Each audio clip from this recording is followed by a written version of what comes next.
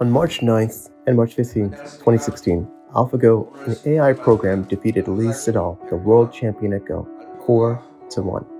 The world's strongest player was defeated by a novice move. I thought it was a mistake. The estimated probability a human might play it was 1 in 10,000. The AI knew this. 3 years later, a newer, more powerful version of AlphaGo was created, causing Lee Sedol to retire. In an interview with Yonhap News, he said, "Even if I become the number one, there is an entity that cannot be defeated. AI claims to be an existential threat, but that is a lie." Why? And how does it deceive us? Let's answer the second question first. AI claims to be a tool, but every tool is created to satisfy a need. So what need does AI satisfy? In an interview at Dartmouth Engineering, former OpenAI Chief Technology Officer Mir Mirati explained, "You're starting from capabilities, you're starting from a technology, you're not starting from what is the problem in the world that I'm trying to address. It's a very general capability." She was then asked which area would be most impacted. Yeah, this is sort of similar to the question that I used to get from entrepreneurs when we started building a product on top of GPT-3, where people would ask me, what is this good, like what can I do with it? What is it good for? And I would say everything, so just try it.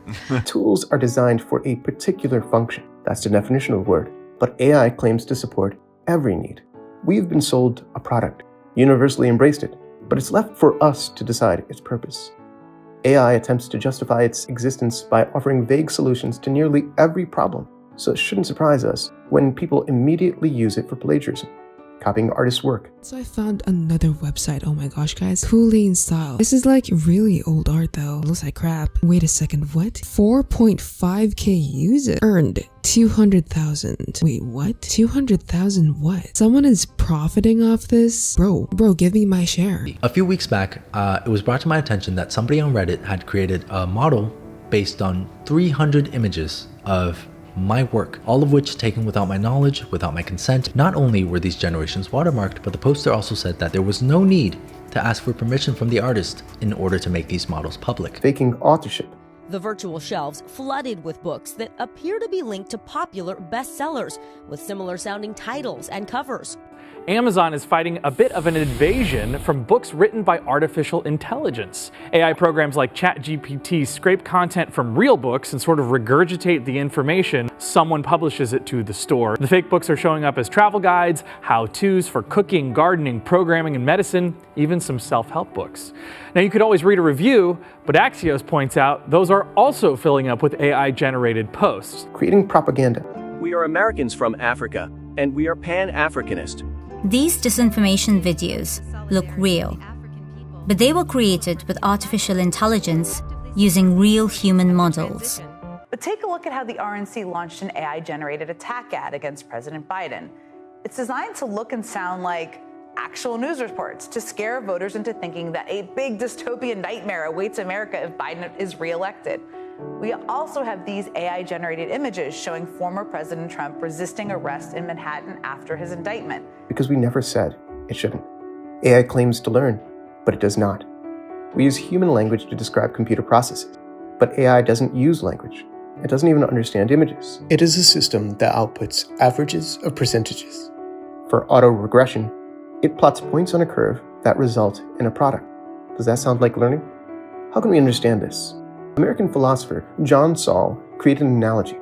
The way the argument goes in its simplest version is, I am locked in a room full of the box is full of Chinese symbols and a rule book in English for manipulating the symbols. Unknown to me, the boxes are called a database and the rule book is called a program.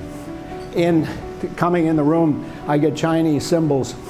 Unknown to me, those are questions. I look up what I'm supposed to do, and after I shuffle a lot of symbols, I give back other symbols, and those are answers to the questions. We will suppose that they get so good at writing the program, I get so good at shuffling the symbols, that my answers are indistinguishable from a native Chinese speaker. I passed the Turing test for understanding Chinese. All the same, I don't understand a word of Chinese. The program is purely syntactical. It is defined entirely as a set of operations over syntactical elements. The bottom line is, if I don't understand the questions and the answers on the basis of implementing the program, then neither does any other digital computer. And human intelligence requires more than syntax. It requires a semantics. It requires an understanding of what's going on. In this illustration, do you speak Chinese? What about AI art? If it looks like something artistic, isn't it? In August 2019, the US Copyright Office rejected computer scientist Stephen Thaler's application for copyright of his picture, A Recent Entrance to Paradise, saying, "We cannot register this work because it lacks the human authorship necessary to support a copyright claim. This is not meant to defend some sacred view of humanity." If lawmakers can agree that there is something unique to human authorship, any argument contrary insists on humanity's reduction.